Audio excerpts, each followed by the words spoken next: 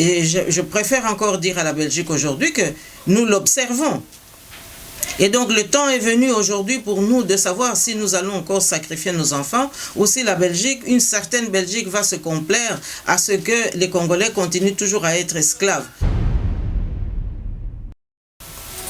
Le véritable enjeu aujourd'hui, c'est le départ de Kabila. Il ne faudrait pas qu'on arrive à faire signer à M. Etienne Tshisekedi des prérogatives qui vont à l'encontre de la volonté du peuple congolais.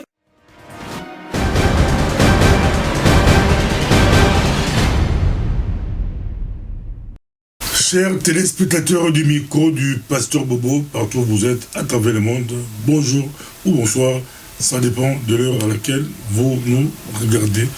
L'heure est grave, l'heure est très très grave par rapport à notre pays, la République démocratique du Congo. Nous sommes encore avec Madame Justine Poyo Kassaboubou et nous allons essayer de développer avec elle. Vous êtes très nombreux à pouvoir le suivre. Bonjour, bonsoir, Madame Justine Poyo Kassaboubou. Bonsoir, Pasteur Bobo.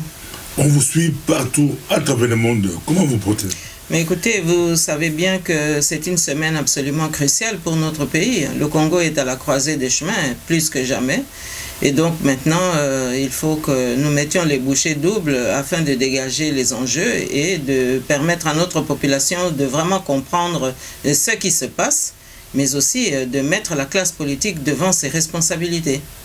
Ça bouge au Congo, ça bouge aussi ici en Belgique. Aujourd'hui, on va commencer par la Belgique. Didier Reynders, interpellé au niveau du Parlement belge, il y a eu des questions au Premier ministre par un député NVA. Le troisième mandat illégitime de Kabila. Et Kabila vient de votre réaction par rapport à ça? Mais je pense qu'il s'agit d'une interpellation de grande clairvoyance. Effectivement, nous sommes entrés dans un troisième mandat parce que qu'est-ce que Kabila cherche? C'est la légitimité. C'est que ce dialogue et puis cette proximité avec M. Etienne Tshisekedi ou en tout cas son équipe puisse lui accorder la légitimité dont il a besoin. Et tout le monde a oublié la Constitution. Et donc, il s'agit effectivement d'une tentative pour un troisième mandat. Et c'est tout à fait normal à ce moment-là qu'un député puisse interpeller le ministre des Affaires étrangères, qui est normalement le garant, ou en tous les cas le vecteur par lequel le message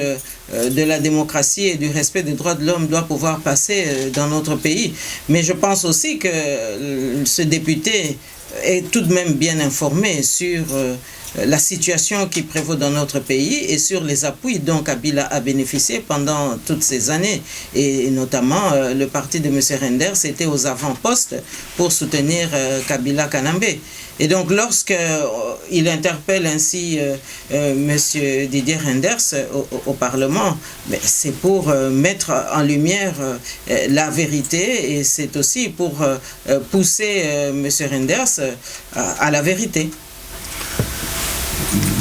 Didier Reynders était un peu évasif dans ses réponses. Je reviens encore sur la Belgique, la position de la Belgique par rapport au Congo. Vous êtes parmi les premières personnes à pouvoir dénoncer cela, mais aujourd'hui on voit Kabila passe, un peu comme en 2011 où Reynders avait déclaré, malgré les tricheries, l'ordre d'arrivée ne changeait pas. Aujourd'hui, c'est presque la même chose.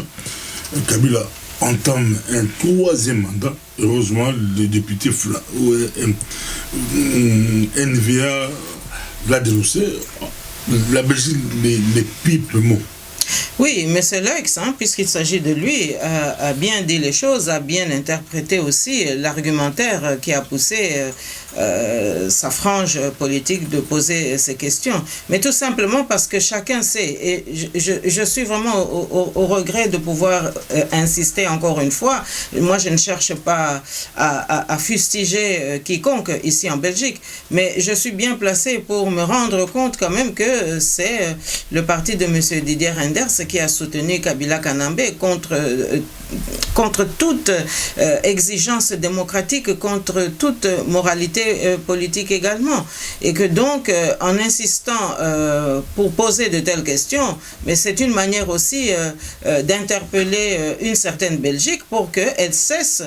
désormais de jouer ce jeu qui conduit le peuple congolais toujours à la dérive. Parce qu'après tout, on a déjà eu à le dire que normalement les intérêts d'État qui peuvent justifier les relations entre deux pays, ce sont des relations et des intérêts qui se négocient carte sur table. Or, nous savons très bien que depuis l'époque de Mobutu et singulièrement encore plus depuis l'époque de Kabila Kanambe, eh bien, il doit y avoir des intérêts qui nous échappent parce qu'on ne peut pas comprendre justement que une certaine Belgique ait cru bon de soutenir Kabila Kanambe. Rappelez-vous, c'est encore le parti de M. Renders qui avait souligné Urbi et Orbi que Kabila, c'est l'espoir du peuple congolais. Eh bien, moi, j'aimerais aujourd'hui qu'il puisse aujourd'hui nous dire que Kabila, c'est la catastrophe de la République démocratique du Congo et que la seule chose qui compte aujourd'hui, c'est son départ sans concession parce qu'il a terminé, soi-disant, son deuxième mandat et aujourd'hui, chaque jour qui passe, en fait, on voudrait avoir le peuple congolais à l'usure, avoir la classe politique à l'usure, de manière à ce qu'on puisse accepter encore une fois l'inacceptable, c'est-à-dire la reconduction tacite de Kabila Kanambe. Et ça, nous nous insurgeons contre cela. Et je préfère encore dire à la Belgique aujourd'hui que nous l'observons. Et donc le temps est venu aujourd'hui pour nous de savoir si nous allons encore sacrifier nos enfants ou si la Belgique, une certaine Belgique va se complaire à ce que les Congolais continuent toujours à être esclaves. Parce qu'évidemment, on a constaté aussi que tous ceux qui aiment le Congo,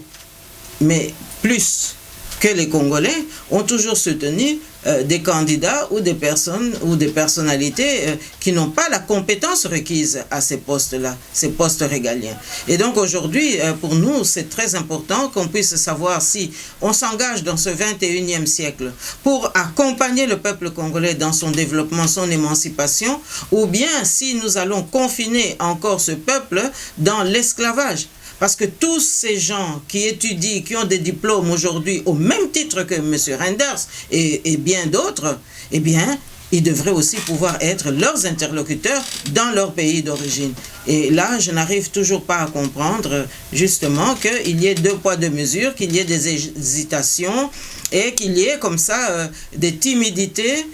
pour s'affranchir justement de l'exigence qui s'impose aujourd'hui. Hein? Donc, je crois que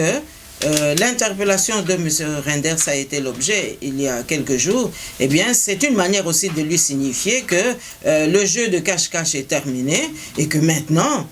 le peuple congolais a besoin d'être respecté, mais pas seulement dans les discours, mais qu'il y ait aussi une suite dans les actes. Ça c'est la Belgique, mais l'Amérique, ces derniers temps, on voyait beaucoup plus le département d'État s'impliquer à fond par rapport à notre pays, le Congo. On a vu Pierre-Yellow, l'envoyé spécial des États-Unis dans le pays des Grands Lacs, faire des allers-retours Kinshasa, États-Unis d'Amérique, mais depuis le 20 décembre 2016, là où Kabila a vraiment glissé, les États-Unis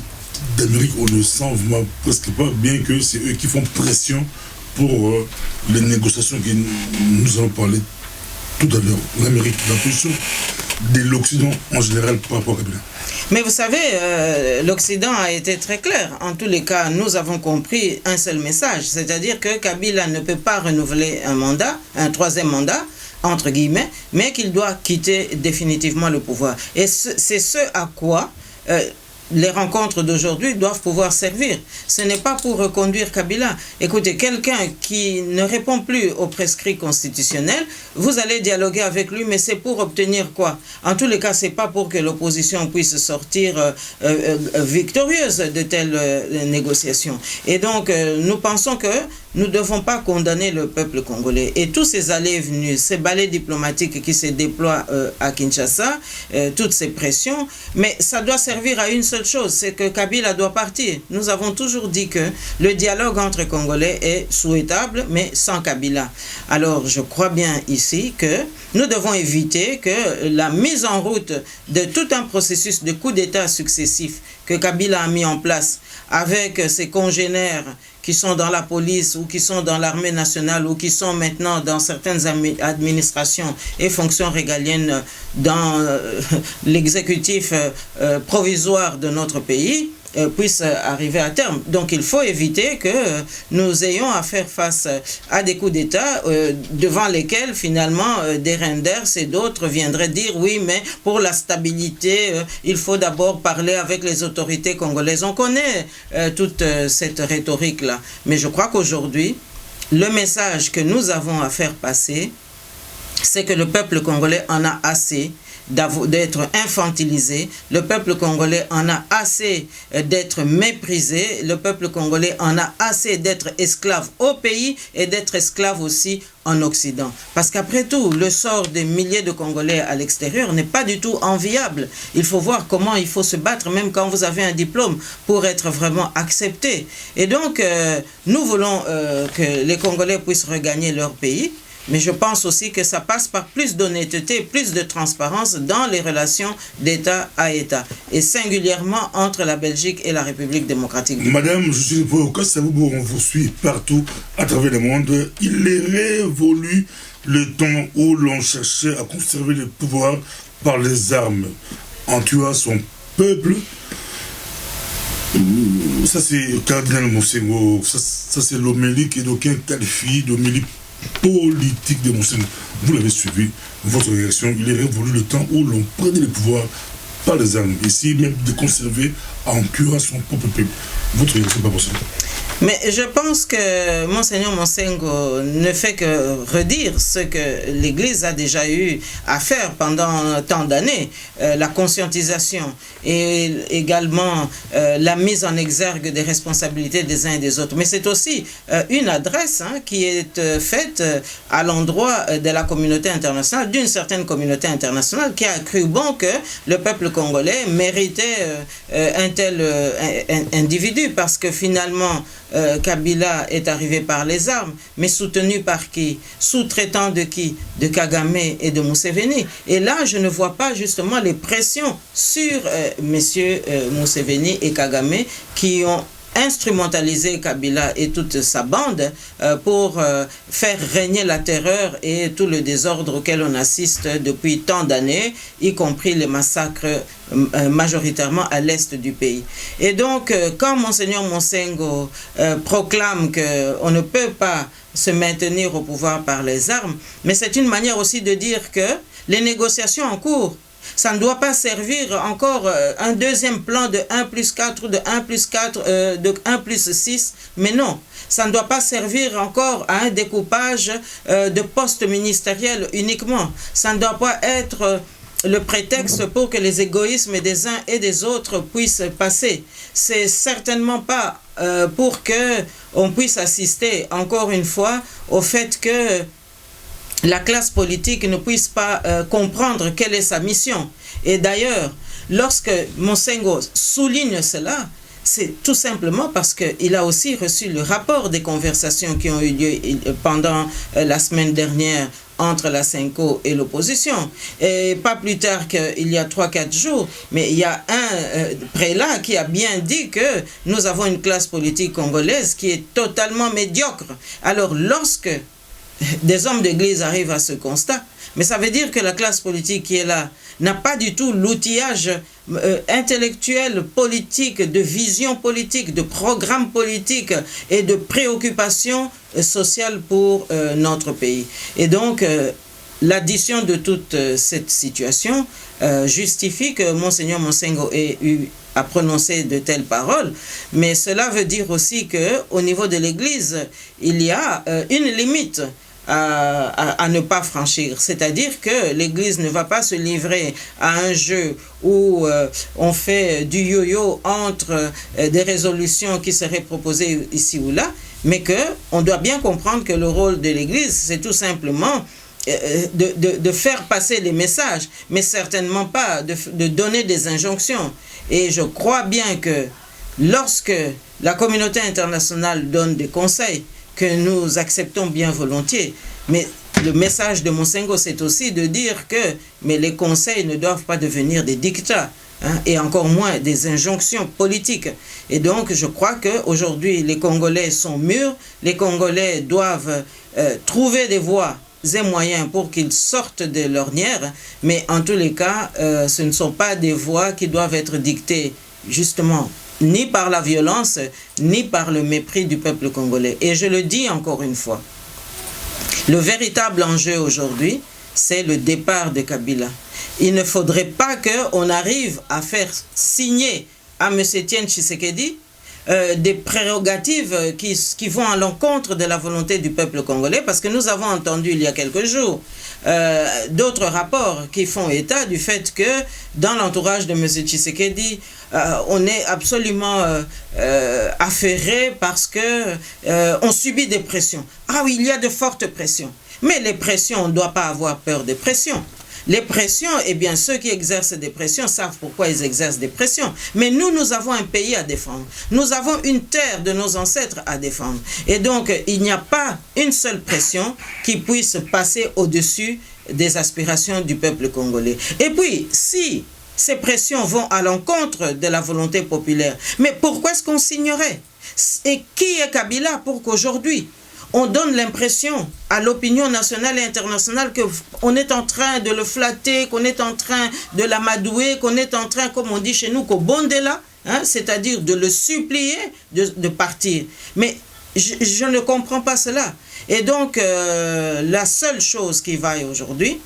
c'est le départ de Kabila. Et ça, c'est ce que nous attendons aussi de la Belgique, qu'elle se prononce clairement pour dire que Kabila doit partir. Il n'est pas question aujourd'hui qu'on vienne encore nous dire oui, nous allons discuter avec les autorités congolaises. Et d'ailleurs, nous attendons de voir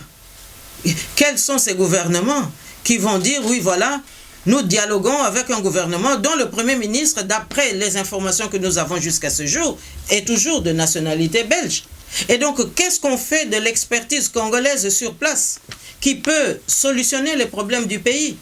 Et donc, en tant que Premier ministre est parti de la Belgique, il a discuté avec les autres ministres belges ici, à Bruxelles. Alors, cet imbroglio, qu'est-ce que ça veut dire? Donc, je crois que il est temps quand même que nous puissions mettre fin à tout cela. Et il est temps aussi qu'on nous respecte, parce que finalement, nous avons entendu et nous avons pu vérifier qu'en Europe, eh bien, on évite les intellectuels. Mais pourtant, ces intellectuels sont formés dans leurs universités. Ces intellectuels sont diplômés ici, dans leurs grandes écoles. Et pourquoi est-ce qu'une fois qu'ils ont l'expertise en main, ils deviennent des éléments dangereux? Alors moi, je pense qu'il faut retourner la réflexion. Ceux qui sont dangereux, ce sont ceux qui ont peur que les intellectuels congolais ne prennent des positions de responsabilité dans leur pays. De quoi ont-ils peur? Si ce n'est de la tricherie qu'eux-mêmes engendrent finalement dans nos pays. Donc, je crois que le moment est venu maintenant de dire que enough is enough. Cardinal Monsengo conduit et conclut son discours par celui qui tuera par l'épée, périra par l'épée. Quel message il a voulu faire passer? Donc, ils disent qu'il est allé un peu trop loin. Mais pourquoi, dans la classe politique congolaise actuelle au Congo, il n'y a pas de personnes, il n'y a pas de politiciens de la trempe de Monsengo? Quand j'ai écouté Monsengo, j'ai pensé à Madame Jussipo Kassarobo, des personnes qui s'élèvent avec un ton sévère, clair, un message vraiment clair. Pourquoi au Congo, il n'y a pas de personnes dans l'opposition? On ne voit plus des personnes de la trempe de Monsengo ou de Tshisekedi de l'époque. Vous dites bien de l'époque. Non, je pense qu'il faut mutatis mutandis voir la réalité d'aujourd'hui. Vous savez, le courage politique ne s'achète pas. Le courage politique, c'est un effort personnel, et le courage politique, c'est l'autre pendant du patriotisme. Quand on aime vraiment son pays, le courage vient avec. Et donc, le message du cardinal Monsengo est très clair. moi je pense que c'est un prescrit pratiquement biblique, parce qu'aujourd'hui, ce qui se passe au Congo, c'est une répétition de certains épisodes de la Bible. Et donc, on a très bien vu que la loi, avec un grand L, eh bien, s'applique d'une manière tout à fait juste et d'une manière tout à fait irrévocable. Et donc, lorsqu'il dit que qui tue par l'épée périra par l'épée, mais non seulement c'est une adresse à Kabila, mais c'est aussi une adresse à ceux qui, à répétition, viennent toujours avec les mêmes recettes, c'est-à-dire nous choisir des candidats qui ne sont pas compétents, simplement parce qu'il y a des intérêts affairistes qu'il faut faire passer. Et donc, c'est aussi un message pour dire que Dieu est à l'œuvre, parce que après tout, c'est un homme de Dieu qui parle. Et nous pouvons bien lui faire crédit que la source inspiratrice de l'Esprit Saint peut avoir joué pour que le cardinal Monsengo puisse ainsi s'exprimer et alerter également tous ceux qui viennent au chevet du peuple congolais pour dire que, eh bien, tout se paye ici-bas. Et que ceux qui ont chaque fois soutenu l'insoutenable chez nous, qui ont défendu l'indéfendable chez nous, et qui ont apporté des solutions pour eux, mais qui n'étaient pas des solutions pour le peuple congolais, mais qu'ils vont payer. Pourquoi est-ce qu'ils vont payer? Tout simplement parce que le peuple congolais aujourd'hui est en éveil. Le peuple congolais s'exprime clairement pour dire qu'il ne veut plus de Kabila Kanambe. Et dès que le peuple congolais va se rendre compte qu'il y a des pays et qu'il y a des gouvernements qui s'entêtent, eh bien ce peuple va maintenant s'en prendre à ces intérêts-là. Parce que vous savez, l'exemple de Martin Luther King est très très clair. C'est lorsque nous allons au cœur des intérêts de ceux qui prônent les difficultés dans nos pays, mais c'est à ce moment-là que le rapport de force change. Donc aujourd'hui, le peuple congolais a montré que c'est un peuple pacifique. Mais si on veut pousser ce peuple à ses derniers retranchements, eh bien je pense que ce peuple va se retourner contre les intérêts belges et particulièrement les intérêts de certains Belges ou de certains Européens qui ont favorisé la dictature kanambienne dans notre pays. On le suit, on va essayer d'entrer en Lingala, aux dossiers Mogo, capital très important, Madame Poyo Kassavubu. Question en Goyo, l'opposition, la mission, sa image, impression, comme quoi ça dépasse un événement. C'est comme si ça avait examen, mais pour là qui na première session, sur ou qui te repêché, on dirait repêchage, on dirait tout le monde qui de Gambouya. Il y a 5 ans là, qui dialogue, il y a Kodjo avec force, rejeter qui est mot, dans ce pays au CPEC de mon période on va rejeter Kodjo, on va rejeter Kodjo, petit sur carton jaune, carton rouge, tout sur la table même, on a qui il a pas net jaune, avec Madame Poyo à la jaune, on a pris la table cravate rouge, genre, que qui blague carton rouge, mais bazungi. Bate bakomi ko bunda niveau ya 5 ans basangu ba monfantisa bango basangu ba bamokumba proposition pour les deux camps baza Kabila sa l'équipe nae a bar très haut azobo ko céder la canaille tout ça va monner zali na canaille on est possédé Monsengo abeta moi bigogo tout ça pendant yo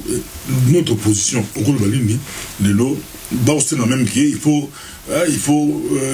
primature ils ont pas la bango. Ils n'ont pas la bonne. C'est la première session. C'est la deuxième session. La plus on va parler de l'ambition. Mon crime, ce sont la bague qui s'est à l'époque par rapport à l'âge. Par rapport à l'âge, à l'époque, on est plus jeune, avec Makassi, il est comme à Koli. Nous la bague à l'époque. On a un peu sur Maloba. Kasi yango anatan oza koloba papa pasteur Bobo que lelo mais c'est Tshisekedi ya lelo à Koli. Yango na biso toza kokebisa tangu nyonso mikolo nyonso toza koloba nini na entourage na ye batika kokamata aspect wana na otage pona kolekisa makambo ndenge na ndenge toyoki nini toyoki ke bake poso eleki koyebisa Mr. Tshisekedi a signé accord mais ye kuna asengi nini alobite ngai biloko oyo na ye kola nanu nini ezali na sima ya maloba wana oyo boza komemelanga na mikanda eleki soki bangonga muke boye basango siko bazongi lisusu epai ya Mr. Tshisekedi est-ce que koyi ko signer ndenge biso toyoki Mr. Tshisekedi alobi soki Kabila signé wana boya lisusu kotala ngai mais sikoyo elingi koloba nini eza kolakisa ke blocage ezali Kabila mais eza pe kolakisa ke tozali komema mboka na biso na nzela moko ya mabe po Kabila mandat na ye esilaki le 19 décembre ye moko M. Etienne Tshisekedi atangelaki biso message na ye mikolo eleki alobi o peuple a considéré lisusu te monsieur nani oyo soki mwana ya ndeke wana a considéré lisusu te kazali o monsieur le président de la république ki mokonzi wana adefaki pe ayibaki likolo ya minduki esili seko bongo siko dialogue wana eza pona nini pona ko bondela lisusu mwana wana po atikala yango nga naza koloba boye Tshisekedi oyo yatangu wana oyo yatangu wana na esprit na ye azali kaka tina moya lelo sinon ndenge nini okolobaki nzamba bombi eti lelo ezali pote atika kolekisa makambo oyo eza contre population constitution na biso mate ya minene wana tolandi yango te siko nzelo oyo tozokende nzinga Kabila azosala makambo nanko mais aza pe lisusu na temps ya kosala makambo wana te fermeté ya opposition moto kokimisa Kabila bomoko ya opposition moto kokimisa Kabila tika koloba bomoko oyo tomonaki ya mobulu na rassemblement po tomoni na rassemblement ba mususu ba mikotelaki wana po te baya kosukola balata kaka elamba pembe bazonga na bango epa ya Kabila biso toza koloba penza bomoko oyo eza kosimba biso na population po te Kabila akende po yende penza mutazali source ya ba problème na kati ya mboka na biso yango nga naza koloba tango ye M. Etienne Tshisekedi aza komona makambo ndenge wana batika koya koyebisa biso nous avons des pressions mais pression wana eza kaka ba oyo pe basalaka pression na Jean-Pierre Mbemba na 2006 tomonaki nini balobi na ye te ndima kaka ke ba résultat eza boye mwana mbala ye ko ndima ka gagnaki ba élection te ye moko abetaka liloba moko wana lopoto j'ai accepté l'inacceptable mais après to ye komona nini kaka ba oyo basalaki pression pa ya Jean-Pierre Mbemba nde bango na batikaki porte polele pote baya kokanga yawa lelo yo azana la nani penza mutaza kotelemela ye même na ba condition wana oyo soit disant ye rassemblement kendeke ko lakisa o décrispation politique est-ce que batika ya Jean-Pierre Mbemba kuna bati yangote pour ceux qui totali bien mitif oyo bazwaye ezape mitif bakoki kozwa yango na bato RCD mais pourquoi bati pe kana ete wana tolekina bongo sikoyo nga naza kolobaka likambo moko papa pasteur Bobo pression moko te koki kokende kosilisa mayele ya M. Tshisekedi oyo biso toyebaki pote alekisa oyo akoki kolekisa te bayeba pe koloba non parce que courage politique ezali pe koyeba koloba non toza na besoin Kabila azala te batu na ye d'ailleurs ba sanction mususu koya kozwa bango nyonso po tomoni lokola bazokanisa kaka ba sanction ekozwa kaka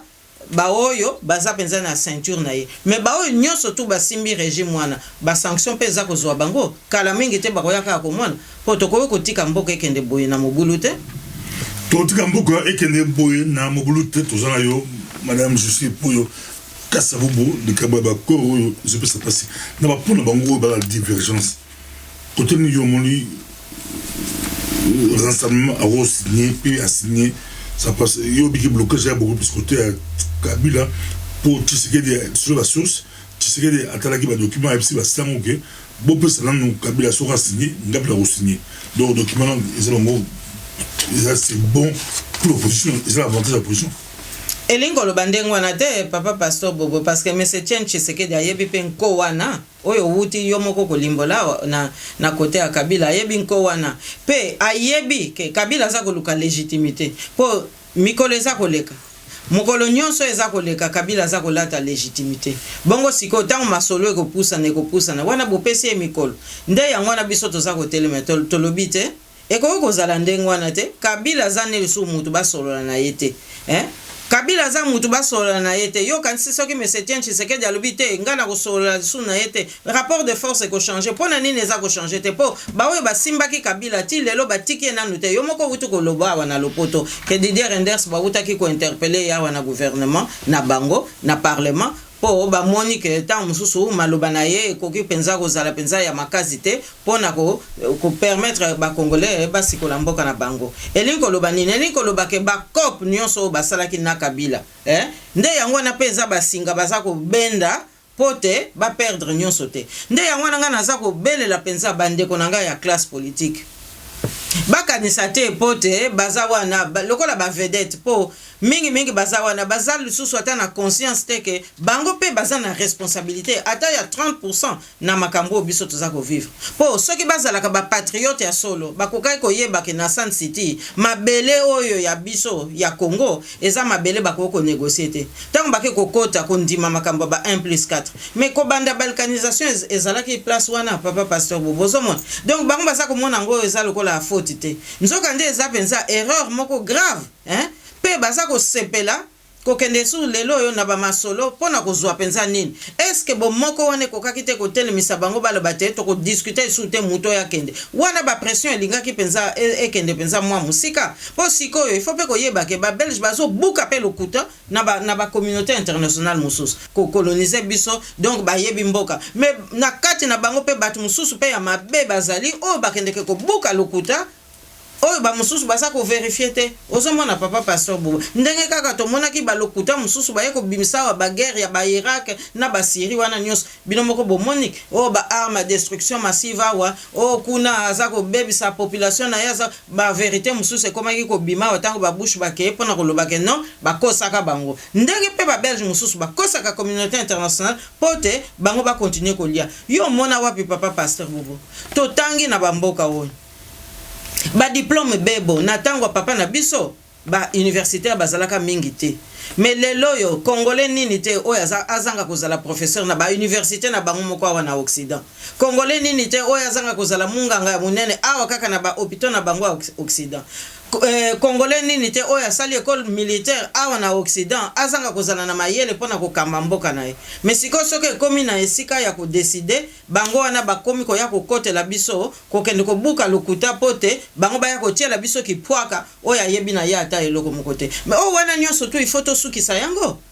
tosukisa yango biso tolobi te ke to boyi coopération tolobi te ke to boyi collaboration papa pasteur bobo kasi tolingi ba respecter biso eloko nde tozo zanga mingi yango wana ba respecter biso yo za komona ke papa pasteur bobo na mwa mobulo yo mikolo toza komona oya sa poniki nganja soki ozana mwa problème moko Congo akoki ko résoudre ngo te kene nan ko mona ba wana tozoyoka ba masolo mingi ba opposant mingi bazo beta ba mabaku ndenge na ndenge ote. Nous avons déjà notre candidat. Mais candidat nino bino bosana ngo bokendo sala injonction na mboka o eza ya binote. Est-ce que biso ba congolais to sala ka injonction? Tala kaka ba oyo bakende ko sala ko bimisa mitu pona bazala ta ba député, hein? Na mbala moko kaka ba élection ngo ba pesa ka ba résultat kaka na butu. Ya mokolo oyo bosali bampona mina bino wana mais oyo mbalo oyo ba congolais bazaki tellement ebele balalisi ba résultat 3 jours pona ko sukola penza ba ordinateur na bango balongola ba mito ba congolais wana po bazana bango besoin te na ba parlement na bango ba tiki kaka 1000 oyo to mesana ko mona wana na mine soki bitano kuna na ba province esili papa pasteur bobo mayele wana peto zana ngo peto lakisa bango ke siko to si to comprendre ba kokisu ko kosa bisote papa pasteur bobo ba pasi oyo ba opposant bazako mona eza ya kosakana te. Merci beaucoup balandi biso maintenant question mo capitaine na retour na yo lancer au sein diagnostic toko ya makambo ya Congo mais question capitaine to ko subsa question capitaine bali ko tala yo tala bango ya li quels sont les enjeux ya on des obuma bala poto ya on bala se comprendre te on va ba ay combattant azalaki mobundeli mboka azalaki grand patriote alingaka mboka na ye ou congolais diaspora ou alingaka prima mboka na ye makasi mais so amoni ba américain amoni ba belge ba continent ba Congo ba département d'état amoni ba rendes ba so ba discours politique au lieu d'attendre entre les lignes bazo se pela bazo baisser ba bras mais après ba déchanter minza ko déchanter ba enjeu ezali madame pour que ça ba le kolonda yo yi politique yo za mutu politique président mona ya politique au colonia politique au fond dans la politique ba enjeu ya Congo ezali kala bango bali kotala mais papa pasteur bobo bande ko na biso bino nyonso to ba oyo bolingi penza mboka na biso ya Congo ngana kolobaka bu pona ko yeba penza ko limbola penza ba enjeu lelo to kosilisa lisolo te kasi bongi to kende penza na mozindo na 1908 tango ye roi Léopold II to lo bakutu 1906 tango makanisi c'est comme clair que Congo ekoya ko koma nango Congo belge État indépendant du Congo ezalaki lokola penza mouchoir de poche na ye ezalaki pe ye moko akodeside eloko nini akokosala kuna soki alingi nde koboma boyebi masolo ya bamaboko oyo baza kokata soki bato bapesi rendement ya malamu te soki adeside ke bakoboma babomi soki adeside ke awa akoganye ntango ayebi ke sikoyo moyen continue source na état indépendant du Congo eza te asali nini atindiki ba homme d'affaires na bango na ba politicien mingi po ba créer moi ba société boye comme ça ye azala na ba intérêt kuna omoni alors tant ba jekamine bandaki makanisha ba jekamine bandaki na bambula wana ba 1906 ba 1908 siko tango Belgique aye ko kamata penza Congo ekomi colonie belge eloko liboso basalaki bavandisaki penza ba société mingwana bongo siko ye roi ya ba belge tango amoni ndenge wana atumbi ba archive oyo eza na pale na ye mais eloko babombelaka biso seke atumbaki te ba intention na ye testament na ye bamakanisi oyo ye azalaki nango oyo wana atumbaki yango te donc sikoyo baoyo bakamataki mpenza sikoyo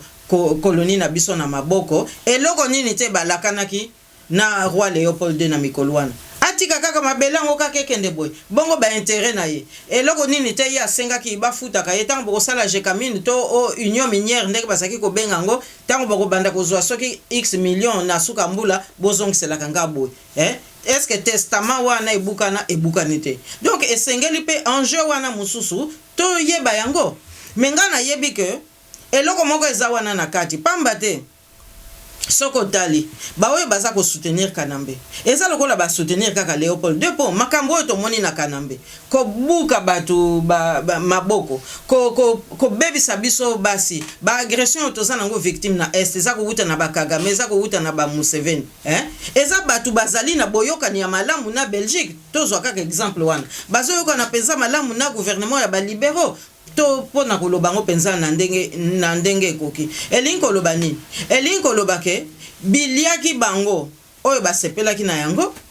bazwi lisusu banzela misusu ya mikuse po bakontinue kolia biloko wana alors yango wana batimidité oyo ba Peter Lux baza kosoulever na kati ya baparlement eza kobima pamba te baza komona ta mosusu nzinga clarté ezali te alors elingi mpe koloba nini elingi koloba ke logique wana oya ko continuer ko lia et kokaki kozala penza à l'aise te tango biso to sengi kimpwanza to yaki kozwa kimpwanza pona nini po détermination ya papa na biso ezalaki tel que moyen penza ba contrat ngo ezate yango na bakota kimbangu na se ya mozindo ya économie pote ba boto la biso portefeuille o babenga ka contentieux belgo-congolais contentieux wana eza donc nyongo oyo bazwa epai na biso mais bazwa ki nyongo wana pona nini pote tozala kaka faible gouvernement na biso koka ko tambola malamu te soki batika ka mwa ba trouble au moins na ba gouvernement na biso esali lokola ekweya ou bien soki basti biso ba trouble population politique classe politique comme facilement malléable bokoki ko corrompre ye yango na pozo mona tango mobuta yeko sala coup d'état ayokani malamu na ba oyo basaki na besoin logique wana po ko affaiblir population esengaki nini etindaki mobutu ti aya kopanza économie tango yeko sala za organisation na wana ezalaki na intérêt ya peuple congolais te esalaki lokola batu ba sepela po akabi ba mususu bazwi bandeko na ye me ba économie wana après yeko koyesa mboka na biso me ba oyo ba sepelaki na yango logique wana ezali ba oyo ba monaki ke non peuple aza ko kende ko s'appauvrir peuple aza ko kende ko s'affaiblir alors tango peuple congolais aza na nzala tango peuple congolais aza ko s'affaiblir mais azali pe siko susceptible ya kozala penza corruptible donc tango aza ko ya ko mema corruption alors eza ko simba papa pasteur Bobo po mutu soka ana nzala kende soko pesa ye toli o te tanga na nubuko yo yekola ba théorie eza kuna to ba théorie ya philosophie politique akokoka te papa pasteur Bobo donc na mozindo wana ba libéraux oya mokola lelo ba ke susu kolona na ba oyo ba précédaki bango pote bazongisela biso ba enjeu wana donc enjeu ezali nango ebele enjeu économique ezali poso ko tali bien biso tozaka ko s'appauvrir to tangawa tozaka ko penza ba situation ya malonga te to lingo zonga na mboka bazako ya ko memela biso candidat oyo azana na ye compétente et puis bako tia ba moyen nyonso pote candidat wana leka bako kamata RTBF yo panza sango boye candidat na biso ye wana alors candidat ya malonga ba oyo nyonso tu baza penza batanga bako leka penza nokite po na nini po il faut basala nanu propagande po na kusukola batu mitu bakanisa ke non lokolo za na nzala mutu akoya kobikisa yo oyo kaka Belgique aza kotia me nzoka nde Belgique aza koya komemela bino oyo penza aza koya kobotola bino penza mabele na bino ozomona. Donc ba enjeu wana eza kosenga ke biso sikoyo to yebisa population ke ba banga te yango na bino bandeko na ngana zo yebisa bino bo banga te po bango bayaka kaka kolia lelo yo il faut to limbola makambo wana bayaka kaka pona kolia bayaka pona kozwa yango na moka nini oyo aza na fierté atalaka kaka colonie na ye eza kaka kokoya na mai colonie na ye eza kaka kozinda mais volonté penza ke azala pena ba interlocuteur o baza lokola ye baza pena makanisi lokola ye mayele lokola ye ezalaka te. Donc nde place wana penza il faut to comprendre que bazali ba oyo balingi Congo baza na kati ya ba makambi ya bamboka na bango bazali pe ba oyo balingaka ba congolais mingi baza na bango na makambi te yango na toza komona toujours rapport de force eza kokendene na ndenge ya kotia biso penza na bokai mais lisolo ngo eza penza molai. Donc le kuta eza na kati pe mayele mabe eza na kati pe boyini ya congolais eza na kati bolandi ba enjeu mama pesi mais baliko na yo madame juste pour kasabu baliko tala yo quel message yo zanango de kabini o falo loba peuple simba ozana moto pesio maloba baliko na likamngana ko bakisana onyo suto lobi lelo papa pasteur Bobo ezali boy na mboka na biso bino balandi bino bandeko na biso nalinga ka na limbolela bino lisusu na zongela lisusu likambo ngana lubaki mozindo ya likambo ezali ba intérêt bino moko bomonaki tango mboka na biso ezwamaki penza na kimpwanza problème ezalaki wana. Est-ce que ba intérêt économique au Belgique azwaka bakotika yango balobaki bakotika yango te yango na boyako mona ba passe nyonso toza komona. Alors sikoyo banani penza basimba ki ba intérêt wana ezaka ka ba oyo bakende ko pesa sous influence na rassemblement parce que boza komona rassemblement tolobaki nini e kotisi kuna batu ndenge na ndenge misusu bazalaki na bango bato opposition te mais bazalaki bato oyo basi basalaki collaboration na ba oyo basoutenaki Kabila Kanambe na bambulo nyonso to eleki. Alors sikoyo balingaki nini balingaki kaka sikoyo bakotisa bato wana balongwa opposition ndenge bamusu balongwa ka opposition tango bazaka na mbemba po bakendo kote pa ya Kabila na ba 2006 wana to ya kokoma lisusu na régime mobile moko bomonaki sikoyo na ndenge rassemblement boyoki bien bakotisi bato mususu wana tango basali ba rapport bake komona kaka ministre oyo bawuti ko interpeller mikolo oyo kaka Didier Renders. Donc na kati ya rassemblement na politique moko eza wana oyo te ba libéraux baza kolinga kolekisa en tous les cas ba oyo bazali na kati ya lingomba wana oyo baza ko soutenir Moïse Katumbi po problème eza wana Kabila soki lobi akei basi basala basi bayokana kike oyo nyonso to bakoka kozwa na Katanga baya kozwa ngo lisusu na Katumbi yango na bomoni moto oyo obakendo zwa primature mais primature wana eza pona nini pona kolekisa carte oyo ye Didier Renders bakendaki ko interpeller pona sima interpellation wana eza nini ezali échiquier politique nyonso tu babongisi na bambulo oyo na basanza oyo to wuti ko vivre tango balongoli ba congolais nyonso balingaki bakota penza na maponami na bango awa ezalaki pote babongisa penza nzungu oyo ekoya kovandisa 21e siècle na ndenge ya ba intérêt ya mboka na biso bomoni ezalaka Louis Michel kuna ezalaka pe Tata de Cro côté okuna ba flamand na mbala moko ka boye kuna pe bakonzi mususu bazalaka te na mbala moko tomoni bana baye kokota côté na biso pe bakonzi mususu opposition bazalaka te baye susu ko bongisa nzungu mususu pote baya ko imposer biso bakanda na bango yango na bomonaki bakombo Bakatumbi eye ko bima. Donc biso ba opposant mususu tozate ba opposant mususu bazaki na papa Etienne Tshisekedi pe bazalaka na bango soute. Donc primature wana bazako luka carte politique wana bazako luka ko beta sikoyo ezate po bazongisa nzungu oyo ekoya kosala remplacement na bakopo nyonso tu batikala ekosala na Kabila Kanambe yango nga naza koloba lokola makambo za ko traîner monsengo pe awuti ko telemisa penza mongongo pona ko kebisa bato ezali penza na tina pamba te sikoyo bongi to sikola mboka na biso tokokiso te kondima ke non bango baza na ba intérêt baya kaka kolia na kati ya mboka na biso pe mozindo mususu ya likambo ezali bayaki susu kobongisaka bomoni bamaîtrise mpenza mutation ya régime. Albert II akei mwana koti mais na nsima ya mwana wana logiciel mpenza ya makambo oyo basi bakotisi na kati parce que bayebi ke sikoyo oyo mwana mwasi akoya Elizabeth tango akoya aya kokota pe na makambo wana nalobi te ke kosalama ndenge wana mais intention eza ndenge wana na ndenge bapesi biso ba élément ya information. Alors sikoyo nga na kobanga na ngai eloko moko te bapesaka nga pe bakado awa te na mona ka pe pasi lokola kaka peuple congolais. Donc naza na devoir ya koyebisa bino oyo nga naza koyoka oyo nga pe naza komona pe oyo nga naza penza kokebisa bino pote mboka na biso ekete liboso. Tomonani na mbalasi makasi na kopesa bino penza nguya moko ya makasi na sengi bino peuple congolais botelema article 64 linkoloba congolais nyonso epai azali atelema soki azalaka na Belgique akende kotelemela badepute oyo arrondissement na ye akende kotelemela pe kuna na Jordogne kuna na Liège king na Uccle esika bakonzi oyo basimbaki Kanambe parce que sti sikoyo nanu basakoli te ke batiki mwana wana pe il faut basakola ke batiki politique wana eza kaka te kotika mwana wana eza pe kotika politique wana po ezomema mboka na biso penza na mobulu le 30 juin balakaki biso te ke tokotika la kaka baboum. Donc ezalaki poto zo akimpasa na biso bazonge la respectabilité wana bazonge la pe botosi wana na miso peuple congolais. Merci beaucoup. On en est prochainement. Merci. Merci.